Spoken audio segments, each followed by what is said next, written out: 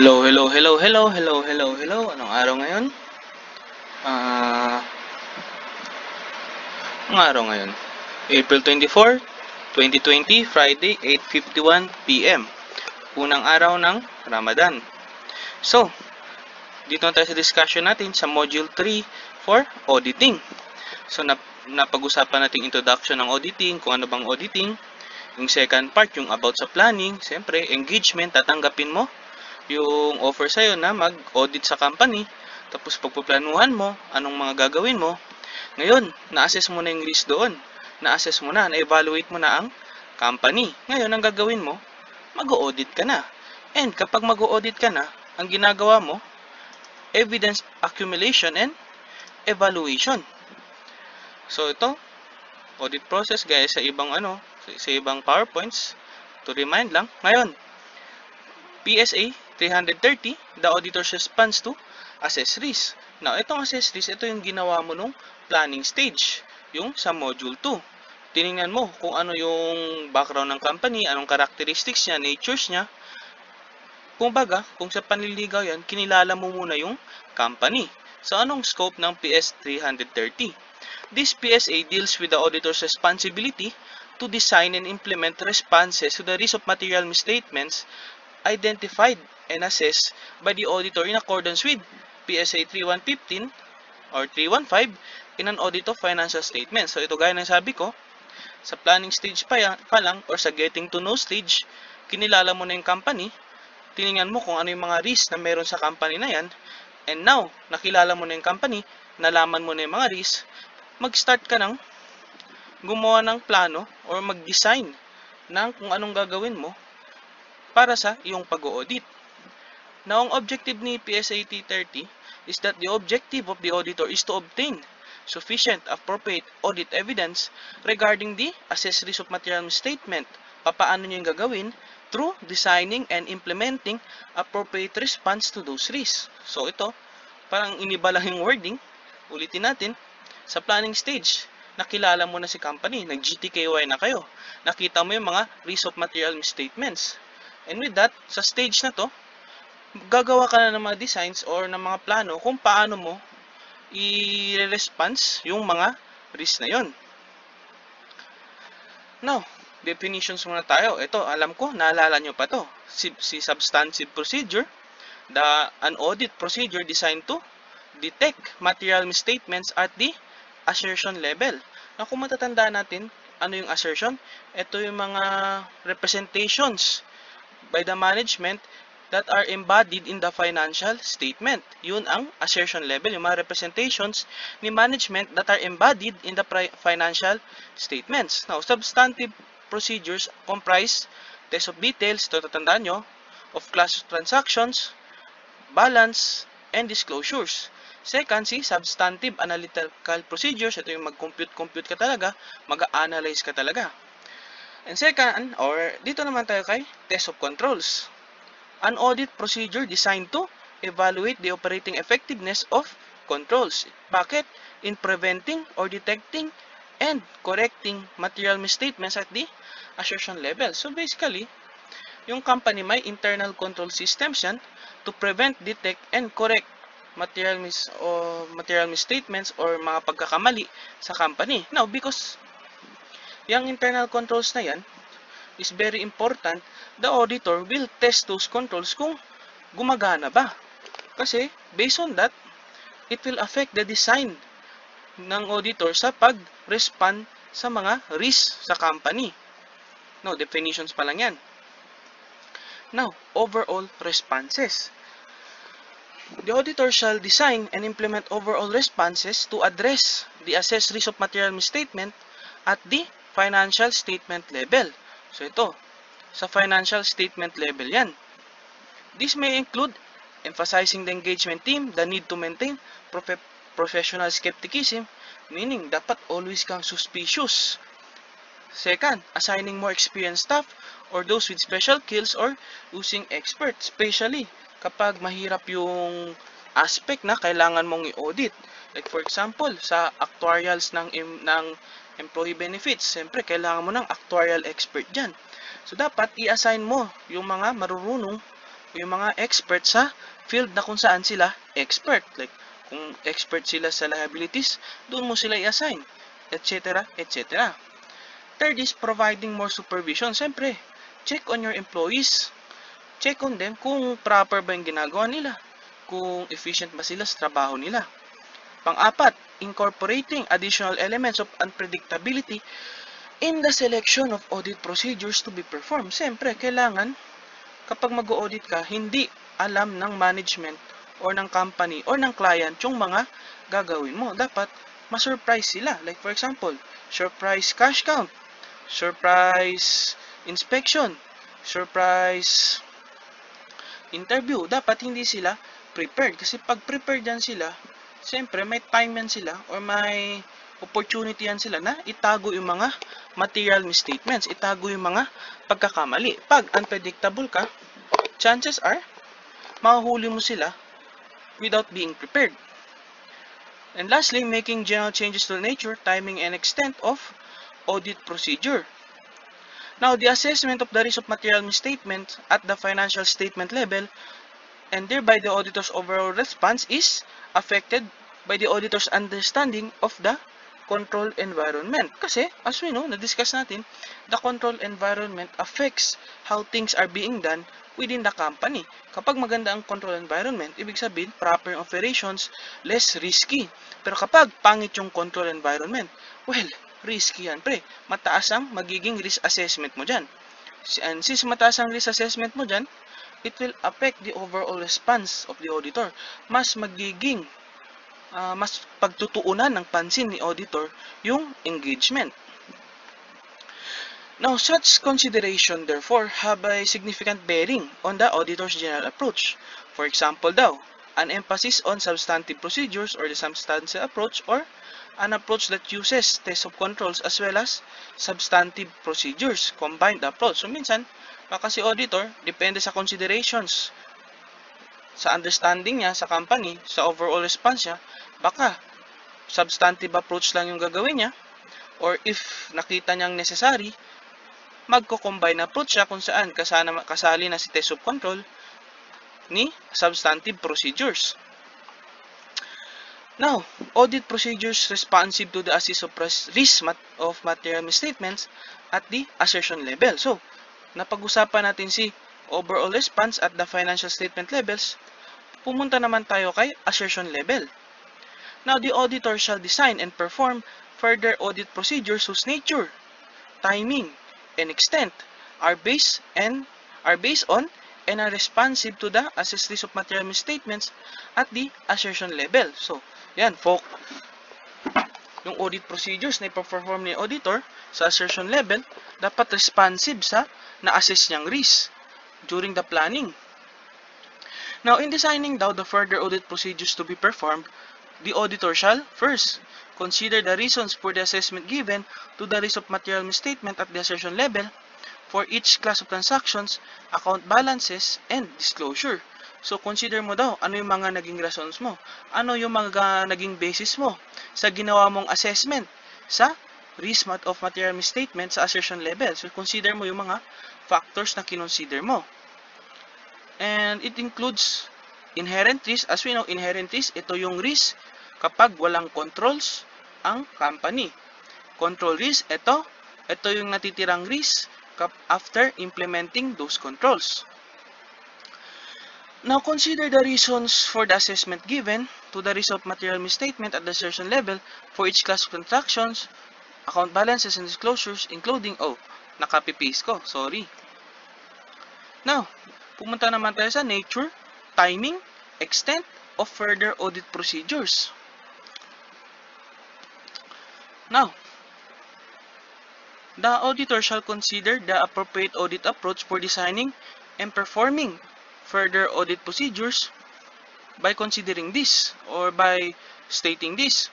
Only by performing test of controls may the auditor achieve an effective response to the assessed risk of material misstatement for a particular assertion. So ito, as we know kasi sa auditing class or sa actual audit proper, yung lahat ng decisions ng auditor, subjective yan. Arbitrary talaga yan. Depende sa situation. if the situation demands for this approach, if a situation demands for this response, edi yun yung gagawin ni auditor. Professional judgment, kumbaga, arbitrary or subjective. So dito, only by performing test of controls may the auditor achieve an effective response to the assessed risk of material misstatement for a particular assertion. So, kapag daw yung test of controls, yun yung nakita ni auditor, gaya na sabi ko, subjective professional judgment, yun yung nakita niyang appropriate response, edi yun yung gagawin niya. Now, second, sa letter B, performing only substantive procedures appropriate for particular assertions and therefore, the auditor excludes the effect of controls from the relevant risk. So dito, pag si test of control lang, dito, kapag si substantive approach lang appropriate, edi yun yung gagawin ni auditor. Now, kay letter C, pag na-assess ni auditor, pag he deems that combined approach yung magandang gawin, combined approach yung magandang approach, edi yun yung gagawin niya. Perform niya si both test of controls and si substantive procedure. Napunta tayo kay additional notes. Ito, signature timing of extent. Alam nyo na yan, or na-discuss na natin yan.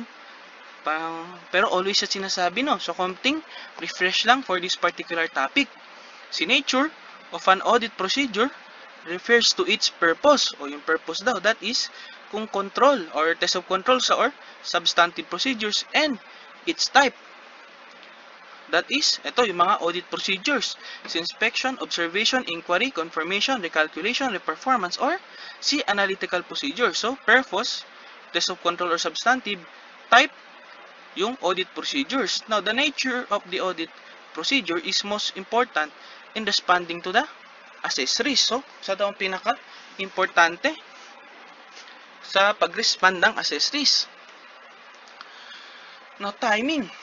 Yung timing daw ng audit procedure refers to when it is performed, kung kailan mo siya i-perform, or the period or date to which the audit evidence applies. The higher the risk of material misstatement, the more likely daw it is the auditor may decide na it is more effective to perform substantive procedures nearer to or at the period end rather than at an earlier date, or to perform audit procedures unannounced at unpredictable times. So, ito yung nadidiscuss dati pa na kapag si auditor na-assess niya na mataas yung risk, ang gagawin niya, magiging mas unpredictable siya. Hindi niya i-announce yung mga audit procedures na gagawin niya sa company. Mostly. Siyempre, kailangan ng proper coordination. Pero of course, hindi mo sila bibigyan ng specifics ng mga gagawin mo. Sasabihin mo lang, ito mga posible kong gawin, company, ito yung mga posible kong gawin, ito yung mga procedures, pero wag mo silang bigyan ng specific, like kung kailan mo gagawin, ano yung mga specific mong gagawin, bigyan mo lang sila kumbaga ng general idea. Siyempre, kailangan ng proper coordination with the client. Sana na ako napunta? Yun. And with this, sa topic na to, kay timing, sa assessment mo, mataas yung risk.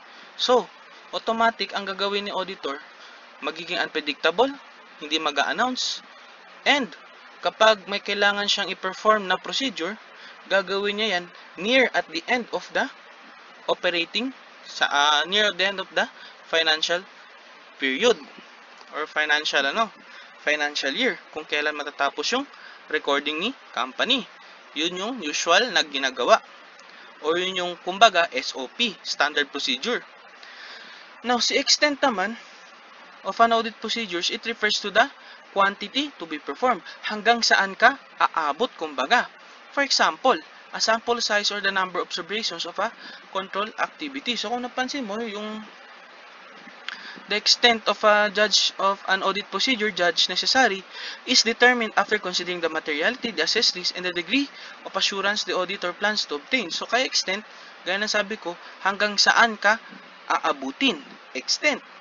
For example, mataas ang risk na nakita mo, ang extent na yan, mas lalawak, mas malayo ang aabutin mo, mas dadami yung kailangang procedures na gagawin, mas madami yung audit evidence na kailangang ma-obtain kapag mataas yung risk. Pero kapag mababa naman, lesser yung extent na ipe-perform mo. So, directly related sila, directly proportional. Mataas ang risk, mas mataas rin ang extent. Mas malaki, mas malawak. Mababa ang risk, medyo babaan mo rin yung extent mo. So yan, additional notes lang. Ngayon, pumunta naman tayo kay test of controls. Now, ano ba itong si test of controls? Well, the auditor shall design and perform test of controls para to obtain sufficient appropriate audit evidence as to the operating effectiveness of relevant controls. As we know, relevant controls, ito yung mga internal control ng company na kung saan that internal control is imposed in that company to make sure na proper yung operations niya. And with that internal control, yun, gaya na sabi ko, magiging proper yung operations ng company, efficient siya, hindi magulo. Now, kapag yung internal control na yan is, let us just say na hindi siya maaasahan, na magbibigay ng idea kay auditor sa assessment niya na baka may mga or mas mataas yung risk na i-consider niya. Now, sabi dito, si auditor magpe-perform lang ng test of controls kapag sa dalawang to. The first is, the auditor intends to rely on the operating effectiveness of controls in determining the timing extent of substantive procedures. So, usually kasi si test of controls, siya nang unang ginagawa sa audit proper. Now, pag yan si test of controls, nag-decide si auditor na, magre-rely ako sa substantive procedures or para ma-determine ko yung nature, timing, extent ng substantive procedures, magpe-perform si auditor ng test of controls. Titingnan niya yung operating effectiveness na to. Kasi itong operating effectiveness na to, determinant siya sa nature, timing, extent ng substantive procedures na gagawin ni auditor.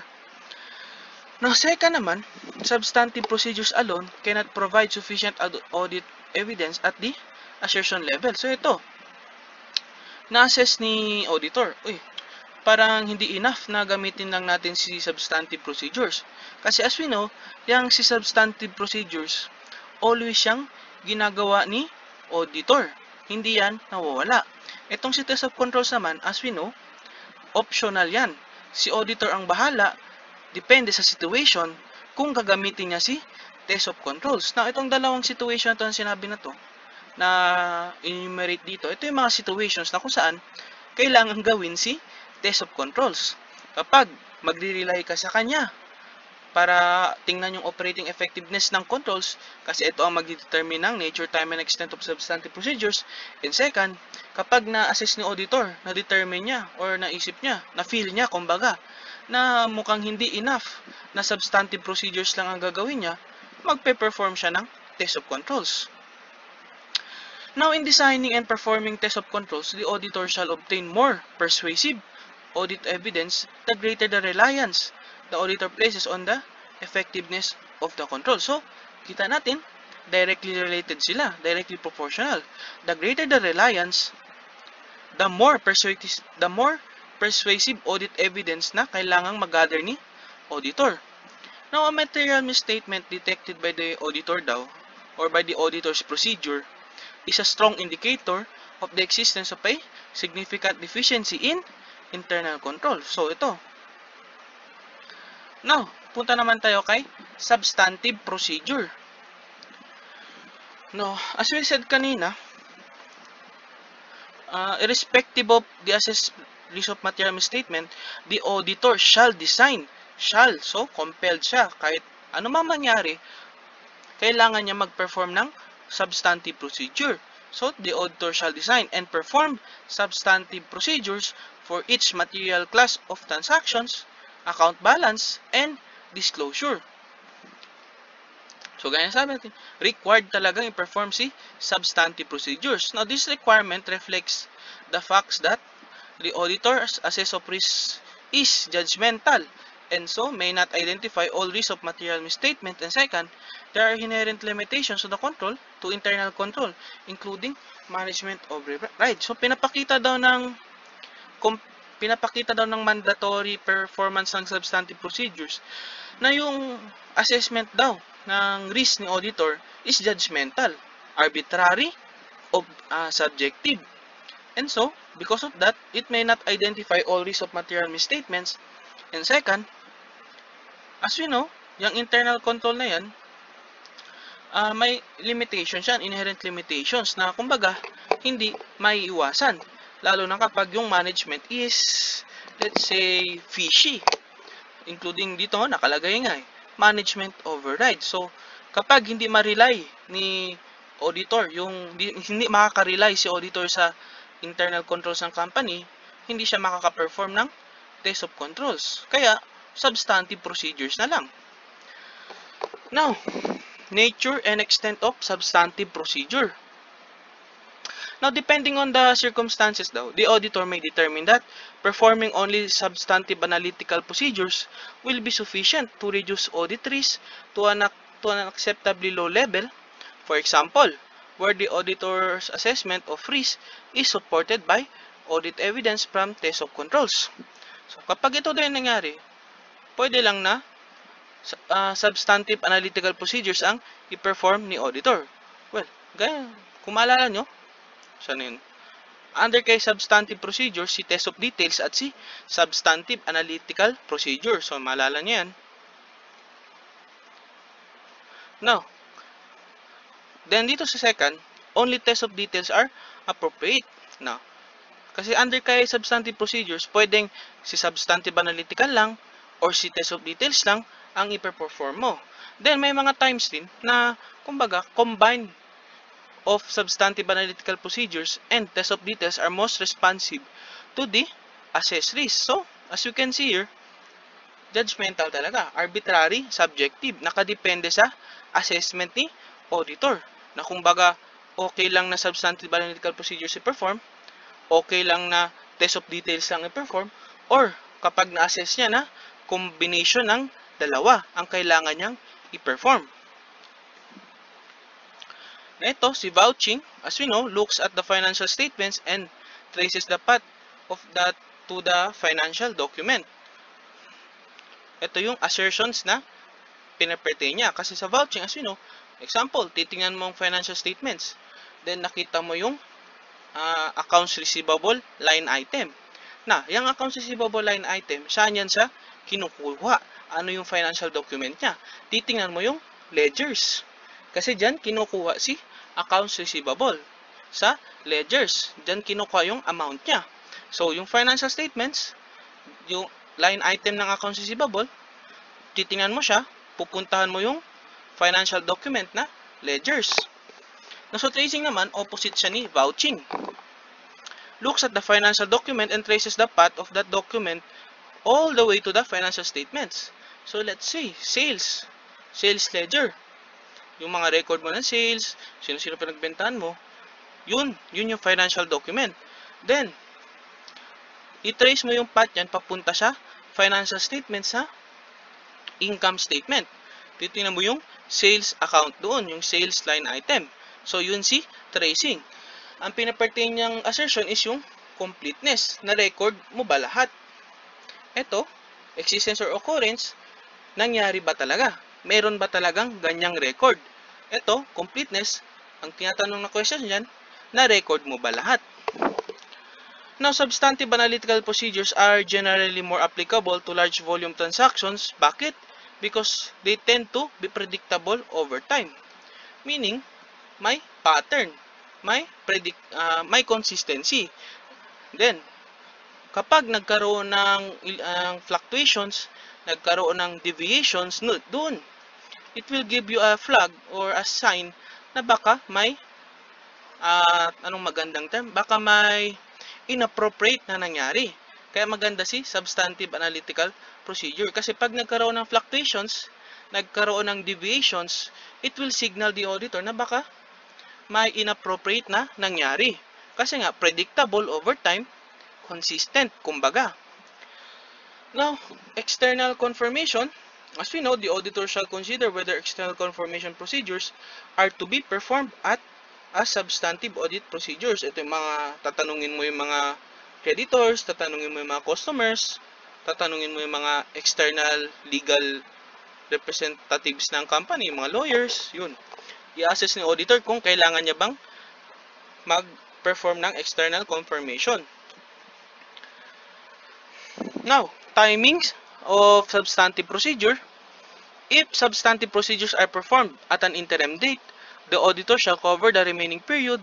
So kapag daw sa interim date, like middle of the year, doon pinerform ni auditor ang substantive procedures, may kailangan pa siyang gawin to cover the remaining month. Kasi interim middle of the year, halos yan. So may natitira ka pang years na hindi mo na-audit. So to cover those remaining periods, kailangan mag-perform sa auditor ng substantive procedures combined with test of controls for the intervening period, yung remaining months or remaining time within the year. And if the auditor or if the auditor determines that it is sufficient, further substantive procedures only. So, kung naisip ni auditor na enough na yung sufficient yung nag-gather niya sa interim date, substantive procedures na lang ang gagawin niya. Pero kapag hindi enough, hindi sufficient, well, magpe-perform rin siya ng test of controls together with the substantive procedures. Tandaan nyo yan. Kapag enough, kahit substantive procedures na lang. Kasi, kahit ano man mangyari, itong substantive procedures, required yan. Kapag hindi naman enough daw, kailangan nyo rin mag-perform ng test of controls on top of that substantive procedures. Now, that provides a reasonable basis for extending the audit conclusions from the interim date to the period end. Now, evaluating the sufficiency and appropriateness of audit evidence. Now, based on the audit procedure performed and the audit evidence obtained, the auditor shall evaluate before the conclusion of the audit whether the assessment daw of the risk of material misstatement at the assertion level remain appropriate. So, titingnan daw ni auditor kapag yung naging assessment niya of risk of material misstatement is appropriate pa rin or kailangan niya ng baguhin. Kasi na-assess niya na, mas mataas pa pala yung risk of material misstatements compared sa una kong na-determine. So with that, tataasan ni auditor yung sufficiency and appropriateness of evidence. Pero pag na-assess ni auditor na, remain lang or the same lang yung risk of material misstatements na na-assess niya, so continue with the plan. Pero pag ganun yun nangyayari, nagkakaroon ng evaluation. Kasi sayang naman ang effort mo na. Sayang naman kasi yung effort mo na baka nag-overdoing ka na. Kasi pag nag-overdoing ka na, it will eat up your time. Hindi ka nagiging efficient, dapat sakto lang. Nakadepende sa circumstances. Now, the auditor shall conclude whether sufficient appropriate audit evidence has been obtained. Lalo na pagpapalapit na yung yung close ng year, kasi magbibigay ka ng magbibigay ka ng opinion So, kailangan tingnan mo na yung bibigay yung opinion, yung basis mo kasi nun is sufficient appropriate evidence. Yan yung magiging basis ng opinion mo. So, kailangan yung opinion mo o yung basis ng opinion mo maayos para maganda yung foundation ng magiging audit opinion mo.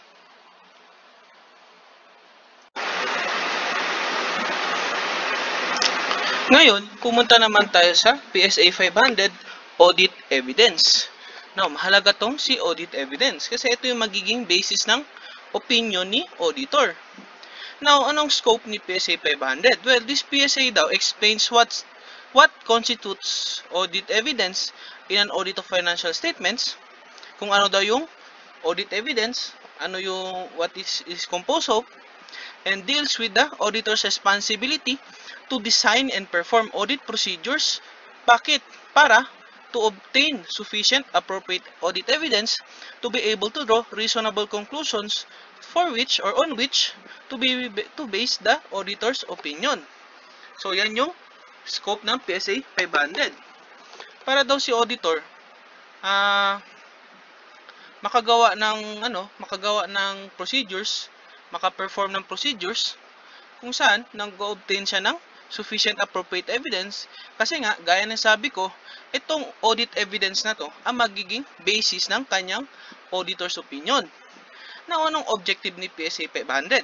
Well, ang objective daw of the auditor is to design and perform audit procedures in such a way daw na it will enable the auditor to obtain sufficient appropriate evidence to be able to draw reasonable conclusions on which to base the auditor's opinion. So, same lang. Iniba lang ang wording. Kasi, as we know, sufficient appropriate evidence is sufficient. It talks about the quantity. Appropriate talks about the quality. So, kailangan niya makagather nito kasi, paulit-ulit natin sinasabi, itong audit of evidence na to ang magiging basis ng kanyang conclusion. Ang magiging basis ng kanyang auditor's opinion. Kaya siya mahalaga. Now, punta tayo sa definitions. First is the accounting records. As we know, ito yung mga records of initial accounting entities and supporting records. So, alam natin to. Second is appropriateness. Ito, of audit evidence. Siyempre, ito yung context eh. Ito yung concept na pinag-uusapan natin, audit evidence. Anong appropriateness? Ito din the measure of the quality of the audit evidence. That is, its relevance and reliability in providing support for the conclusions on which the auditor's opinion is based. Relevance, it talks about the importance. Reliability, you can trust it. So, yan si appropriateness of audit evidence. Second, third definition na kailangan nating malaman is si audit evidence mismo. Ito daw yung information used by the auditor in arriving at the conclusions on which the auditor's opinion is based. So, ito daw yung information, ito yung basis ng magiging auditor's opinion after the engagement. Si audit of evidence includes both information contained in accounting records and in the accounting records underlying the financial statements and other information. So, it contains yung nasa accounting records, yung other and other relevant informations in relation to the audit engagement. Now, management expert. Ito daw, it is an individual or organization possessing expertise in a field other than accounting or auditing, whose work in the field is used by the entity to assist the entity in preparing the financial statements. Now, as you know, gaya na sabi ko kanina, sa employee benefits, may tinatawag tayong actuarial. Itong actuarial na to, ito yung parang, in layman's term, ito yung klase ng tao, ito yung klase ng trabaho na kung saan pinipredict niya, ini-estimate niya yung magiging cost ng company sa employee benefits nito. Siyempre, sa future, hindi natin alam kung ano mangyayari sa future. But based on the data at hand, itong si actuarial, i-estimate niya yung magiging employee benefits na kailangang na gagastusin ng company, maging expenses. Kasi si actuarial, mini-measure niya yung, ini-estimate niya yung longevity ng buhay ng employee, gaano siya katagal sa trabaho. Kasi itong mga factors na yan, yung mga factors na yan, it will affect yung employee benefits na ma-receive ng employee. So, ang trabaho ni actuarial is to determine or to reasonably estimate those factors because those factors will determine the employee benefits na gagastusin ng company. So, that is an example of a management expert. And lastly, sufficiency of audit evidence. Na itong si sufficiency, gaya na sabi ko, it measures the quantity of evidence. Gaano karami. The quantity of audit evidence needed is affected by the auditor's assessment of the risk of material misstatement and also by the quality of such audit evidence. So, yung dami daw ng audit evidence na kailanganin ni auditor is affected ng assessment ni auditor sa risk of material misstatement. Kung mataas ang risk of material misstatement, mas mataas yung quantity of evidence. Kapag mababa naman, siyempre, is parallel natin, bawasan rin natin. And yung quality rin ng audit evidence, yung appropriateness. Like for example, kung mababa yung quality ng audit evidences, damihan mo sila. Pero pag maganda yung quality ng audit evidence, pwede mo namang bawasan. So, yun si sufficiency of audit evidence.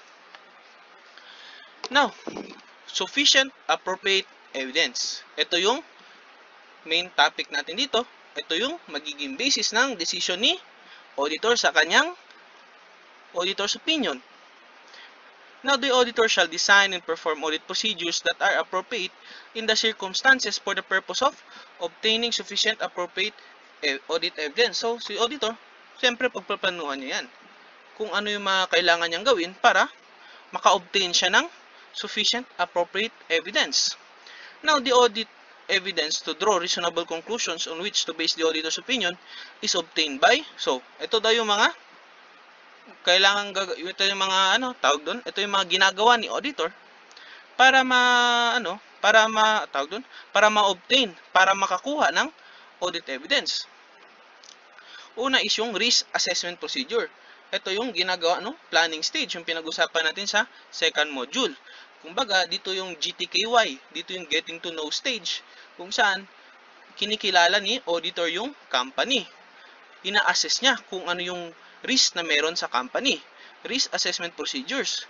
Now, pumunta ka sa module 3 or as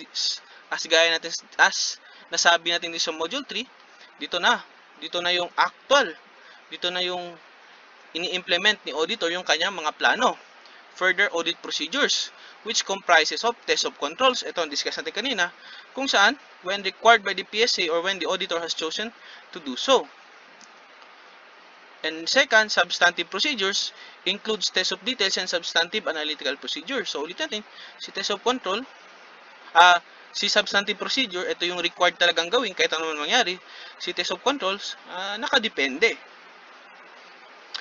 So, dito nakukuha ni auditor, dito niya na-obtain yung mga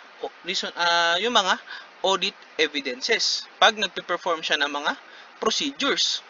Risk assessment procedure man yan or yung further audit procedures, si test of control and substantive procedures. So, ulit natin, dito nakukuha ni auditor yung mga audit evidence. Now, audit evidence is necessary to support the auditor's opinion and report. So, yan, paulit-ulit lang, di ba? It is cumulative in nature and is primarily obtained from audit procedures performed during the course of the audit.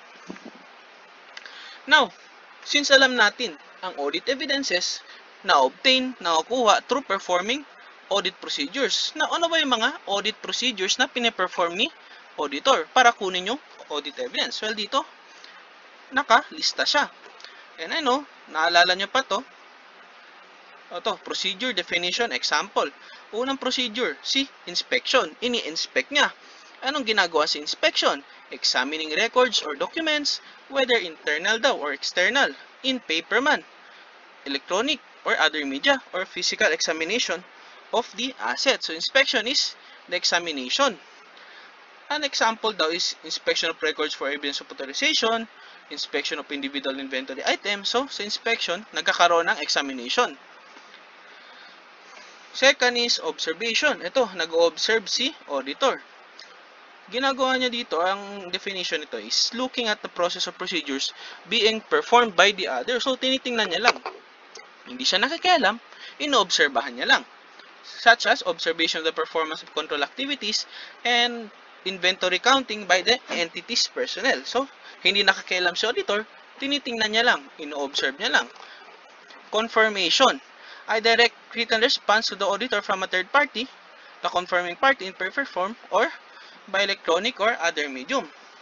Sa confirmation, as we know, ito yung process na kung saan nagtatanong si auditor kung yung information na meron siya is tama or kung may mga additional information pa na pwedeng masabi sa kanya. Confirmation of the terms of agreements of the transactions an entity has with third parties. That is an example. Magtatanong si auditor kung ano yung mga pinagkasunduan nila, etc. Now, recalculation. Checking the mathematical accuracy of documents or records. So, kumbaga, pine-perform mo lang ulit yung or chine-check mo lang, bine-verify mo lang, dino-double check mo, kumbaga, kung yung pag-calculate ng client, ng company, ng management, is tama. Like, walang error. Gaya ng pag-recalculate ng depreciation expense. Baka, for example, baka mali yung, mali yung pag-calculate nila na magkakaroon ng alteration sa amounts. So, recalculation.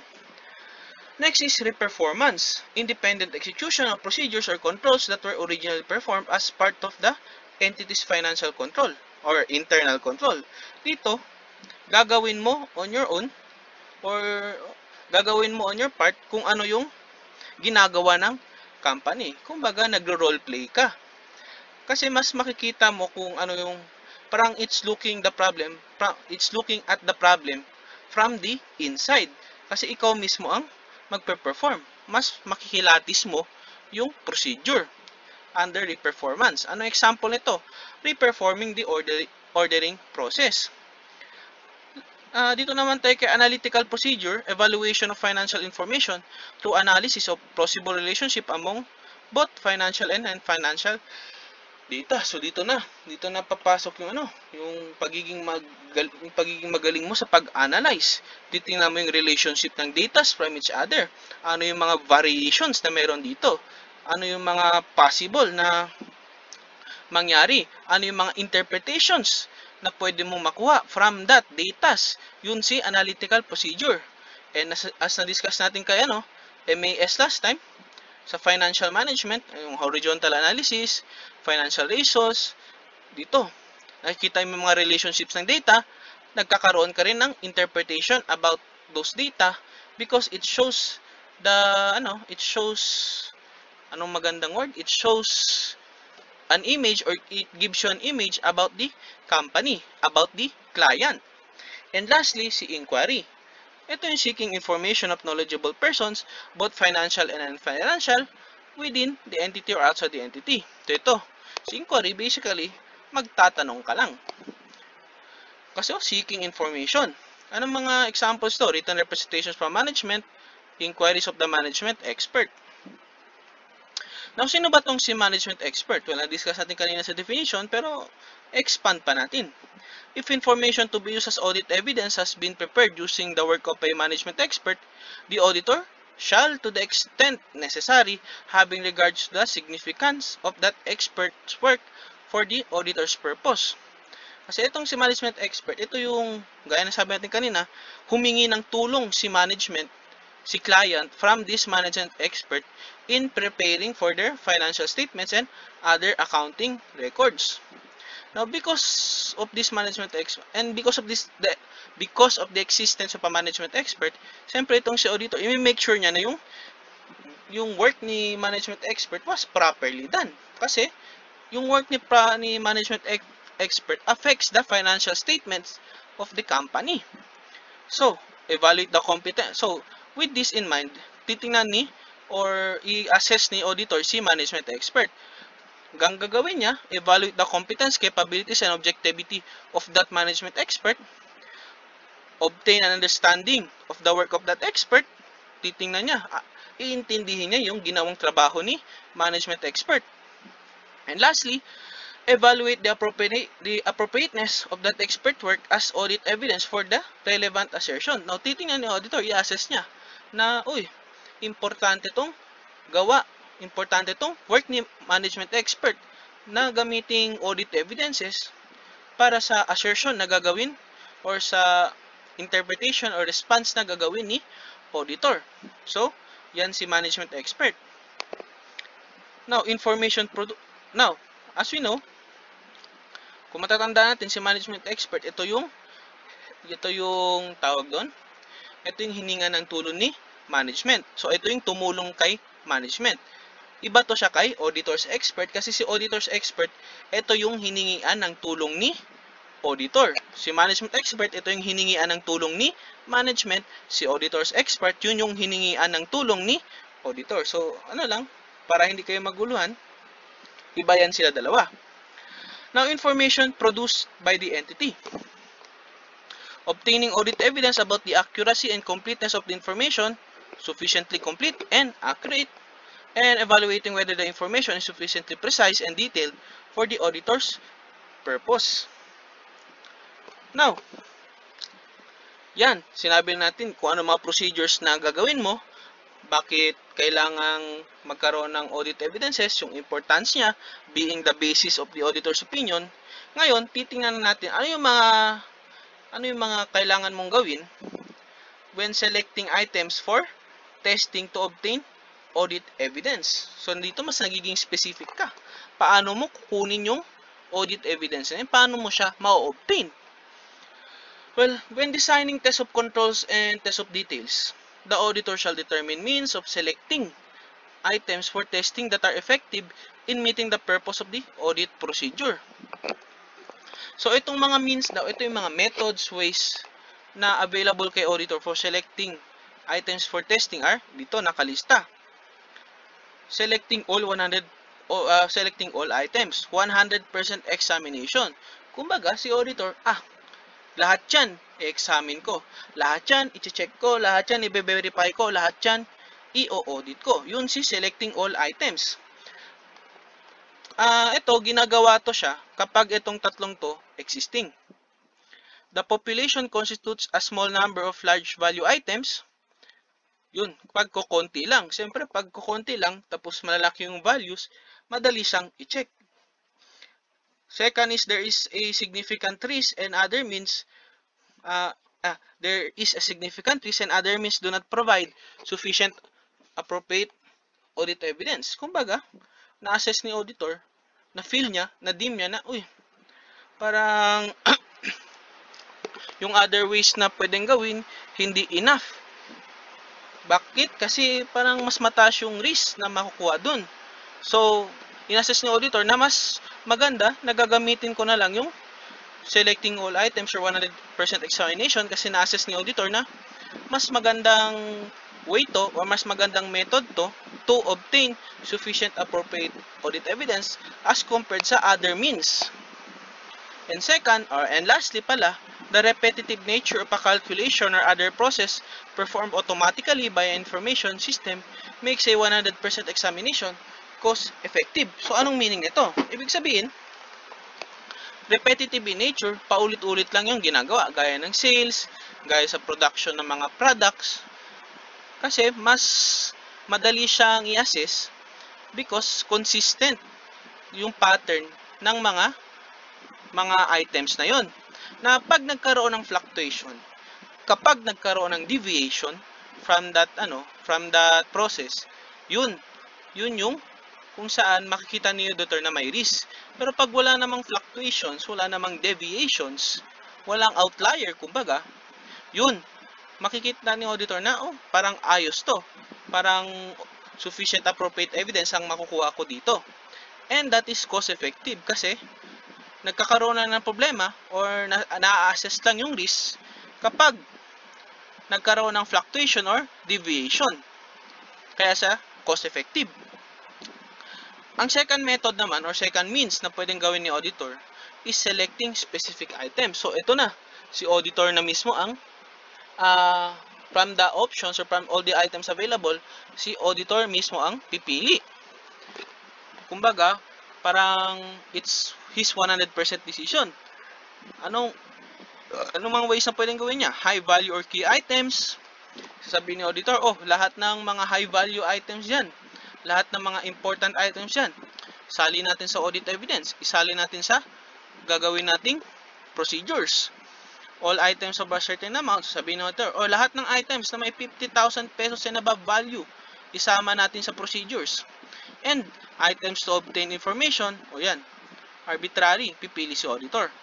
Lastly, and ito yung mostly ginagamit sa actual audit ng mga tao or ng mga accountant, si audit sampling. Lalo na kapag maraming items na kailangang i-audit. So, si audit sampling is designed to enable conclusions to be drawn about an entire population on the basis of testing a sample drawn from it. So, pipili ka. Hindi man necessarily pipili kasi may mga ways gaya ng random or alternate like even, like kuha dito tapos skip, kuha ulit, or random, pipili ka. So may mga different ways para sa audit sampling. And itong si audit sampling, itong usually na ginagawa sa actual audit. Minsan na lang ito silang dalawa. Kasi may specific circumstances kung kailan magandang gamitin itong dalawa. Now, pumunta naman tayo sa PSA 501, Audit Evidence, pero specific consideration for selected items. So, may selected items ka doon na kailangan i-consider under PSA 501. Bakit? Well, usually kasi, ito yung mga items na kung saan significant yung effect nila sa company, significant yung effect nila sa audit. Now, scope. This PSA deals with specific considerations by the auditor in obtaining sufficient appropriate evidence in accordance with PSA 330, PSA 500, and other relevant Philippine standards on auditing.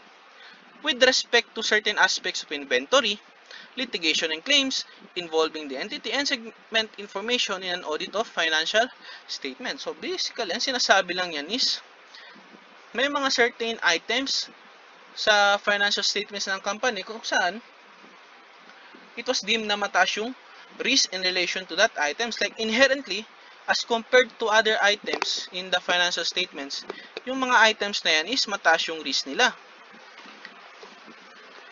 And yung mga items na yon are sina inventory, litigation and claims involving the entity, and segment information.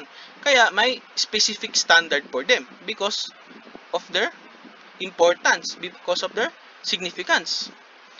Now, anong objective ni PSA 501? The objective of the auditor is to obtain sufficient appropriate audit evidence regarding the existence and condition of inventory, completeness of litigation and claims involving the entity, and presentation and disclosure of segment information in accordance with the applicable financial reporting framework.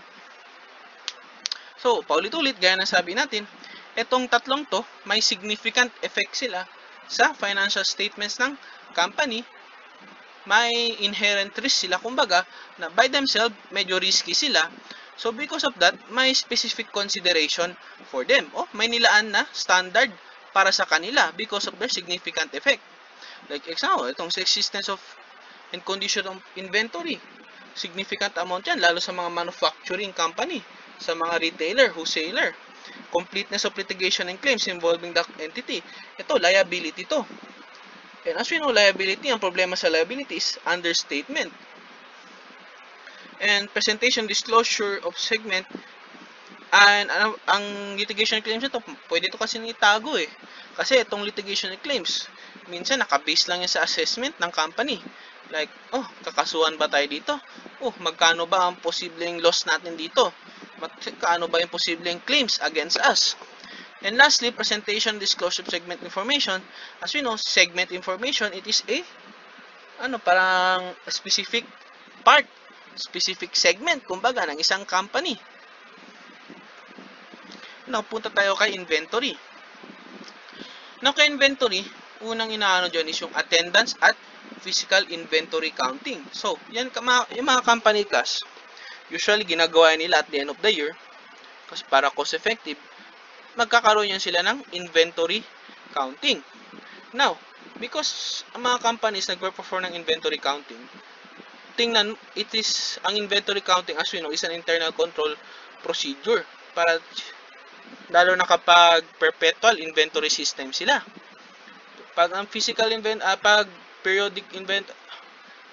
periodic naman sila, as we know, it is their basis for the ending balance ng kanilang inventory. So as we know, yung physical inventory counting, it is a very significant procedure or is a very significant magandang term? Very significant activity ng company which has a significant effect on its financial statements and accounting records. Kaya, maganda na pag si auditor mag-attend ng physical inventory counting para ma-check niya na proper yung ginagawang inventory counting ni client. Now, paano naman kapag si auditor hindi makapunta sa inventory counting, hindi siya maka-attend? Well, later yan. Kasi dito nakalagay, unless impracticable eh. Now, sa attendance at physical inventory counting, 2. Bakit niya gagawin ang attendance at physical inventory counting? Evaluate management instructions and procedure, gaya ng application of appropriate control activities, accurate identification, procedures used to estimate physical quantities, and control over the movement of inventory. So, gaya ng sabi ko, chine-check ni auditor kung proper ba yung ginagawang inventory counting ng company, kung maayos ba. Kasi pag maayos yan, ibig sabihin yung magiging record ng inventory count is maayos rin. B. Observe the performance of management count procedures. So, titingnan niya paano ginagawa ni management yung pagka-count ng mga inventories. Nag-skip ba siya? Mabilis ba? Iniisa-isa niya ba? Or tina-times siya lang multiply.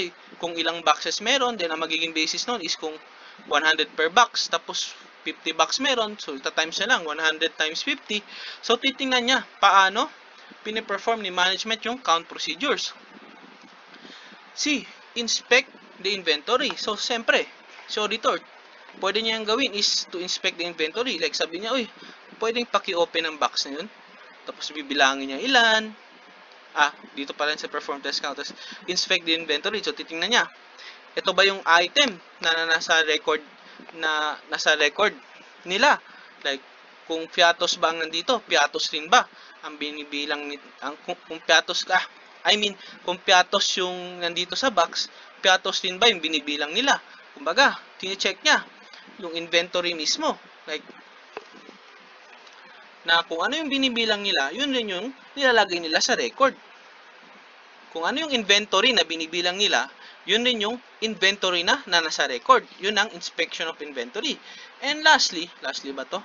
Lastly, kay letter D, perform test count. Siyempre, hindi ka lang mag-evaluate, hindi ka lang mag-observe, hindi ka lang mag-inspect, iti-test mo rin yung inventory, magti-test count ka rin.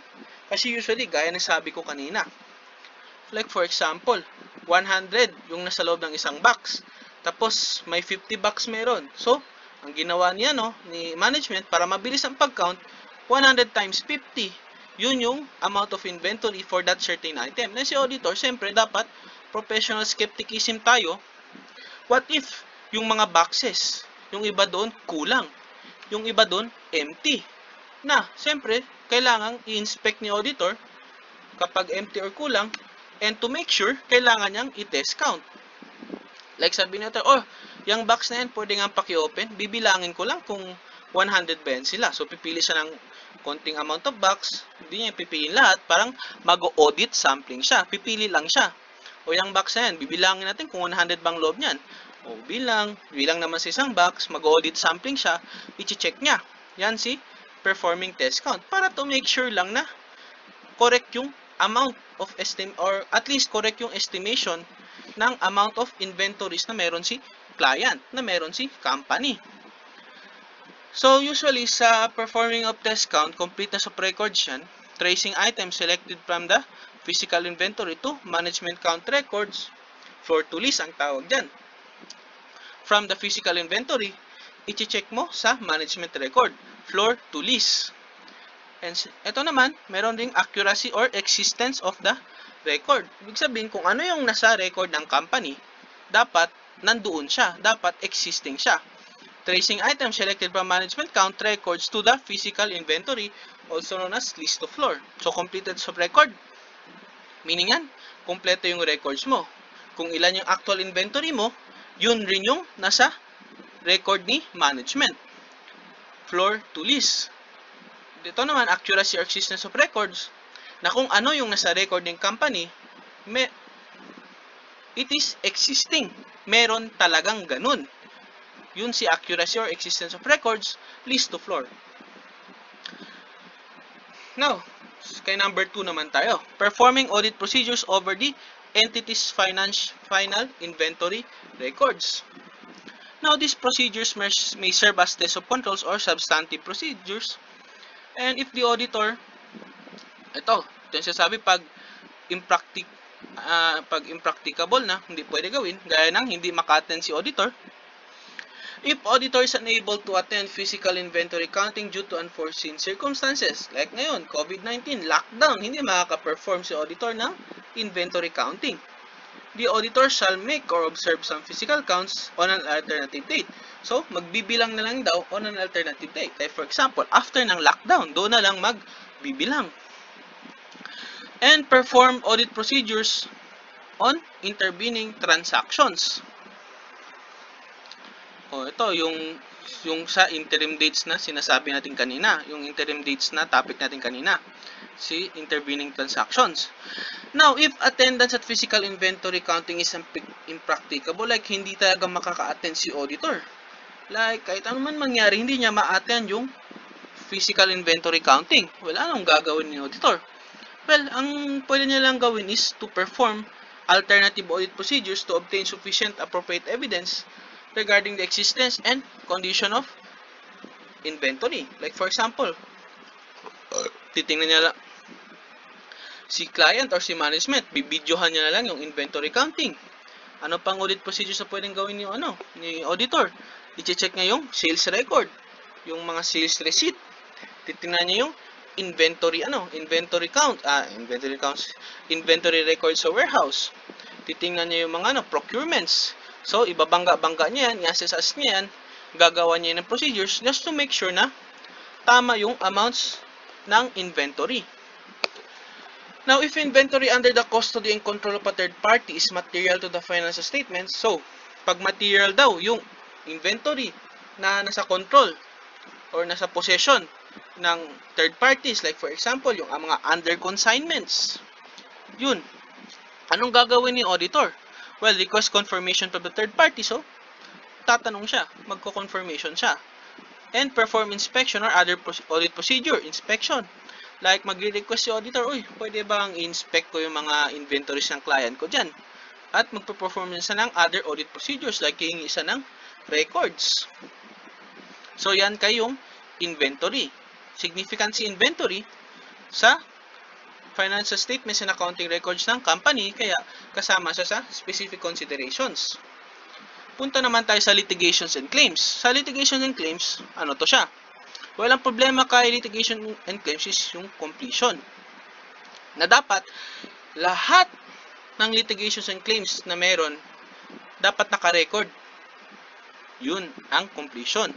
Now, the auditor shall design and perform audit procedures in order to identify litigation and claims involving the entity which may give rise to areas of material misstatements. So, kailangan, dapat lahat ng litigations and claims pertaining to the client, pertaining to the company, naka-record. Because, from there, it may give rise to areas of material misstatement. Ano yun? Na understated yung liabilities ng company because some litigation and claims were not recorded.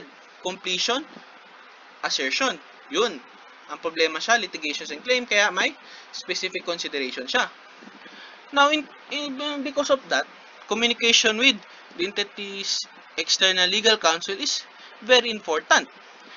Kumbaga, seek direct communication with the entity's external legal counsel. So, magtatanong si auditor ng status ng litigation and claims ng company. Paano niya yung gagawin? The auditor shall do so through a letter of inquiry. Kumbaga, and this letter of inquiry is prepared by management and sent by the auditor. So, tandaan nyo yan.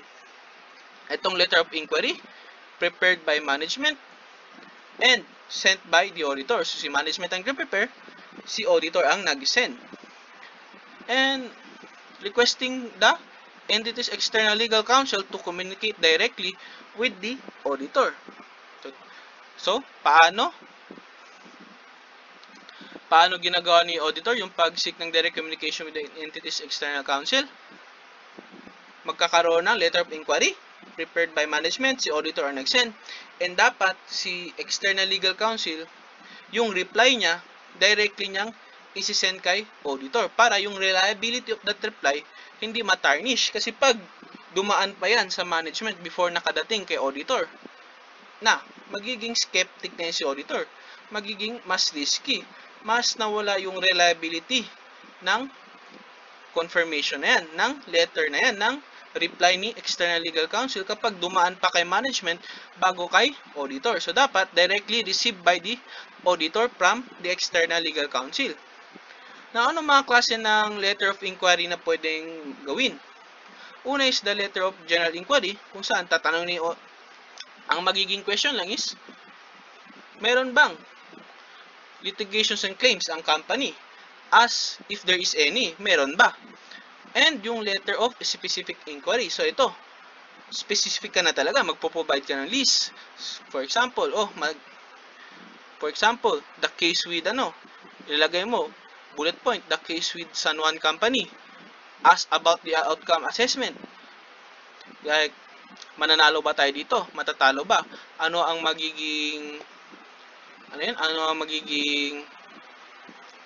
yung posibleng kakalabasan nito? Magkakaroon lang ba ng settlement? So, yun, provide list. Then, another bullet point, litigation with San Ramon Company. O yun, provide list. Then with that list, ask about the outcome assessment. Siyempre kasi, itong si external legal counsel, mas alam niya kung ano yung mangyayari. Kasi siya yung nag-handle yan. Mas maganda yung assessment niya when it comes to litigations and claims. So, tatanungin mo ano yung mga possible outcomes with that litigation and claims. Now, if law, regulation, or the respective legal professional body prohibits the entities external legal counsel from communicating directly with the auditor, well, the auditor shall perform alternative audit procedures. Na kumbaga daw, like for example, may gag order or the court prohibited the parties from disclosing certain aspect of the litigation. So, pag ganun na nangyari, walang choice si auditor. Ang gagawin niya, mag-perform siya ng alternative audit procedures. Now, written representation. Ano to? Under pa to sa litigations and claims. Si written representation daw, the auditor shall request management and where appropriate those charged with governance to provide written representations that all known actual or possible litigation and claims whose effects should be considered when preparing the financial statements have been disclosed to the auditor and accounted for and disclosed in accordance with applicable financial reporting framework. So basically, itong written representations, parang sinabi ni auditor, o client, o management, o those charged with government, pinky swear ha, sinabi mo lahat ng possible litigations and claims sa iyong company. So, itong written representation, parang pinagpapromise ni auditor si company na lahat ng actual and possible litigations sinabi niya na. Yan si written representation. Pinapa-pinky promise mo si company. Now, pumunta tayo tapos naman tayo sa litigations and claims, pumunta naman tayo sa segment information. Another specific consideration, other PSA 501. So, itong si segment information, basically, the auditor shall obtain sufficient appropriate audit evidence regarding the presentation and disclosure of segment information in accordance with the applicable financial reporting framework. Obtaining understanding of the methods used by the management in determining segment information and performing analytical procedures or other audit procedures appropriate in the circumstances. So, yan daw yung ginagawa sa segment information. Kasi sa segment information kasi class, usually, since it is a segment of the company, medyo nagkakaroon ng ano yan, ng arbitrary, ang magandang term, arbitrary chuchu, kasi it is a separate, not necessarily separate, but under the control of the company, na kumbaga, may jurisdiction or sobrang control ng company, na magkakaroon ng fishy transactions. So, and since may mga chances na hindi magko-comply si company sa anong sinabi ng standard when it comes to segment reporting, naging importanteng specific consideration to under PSA 501. Kasi nagiging arbitrary na minsan So, dapat follow the accounting standard when it comes to segment information or segment reporting.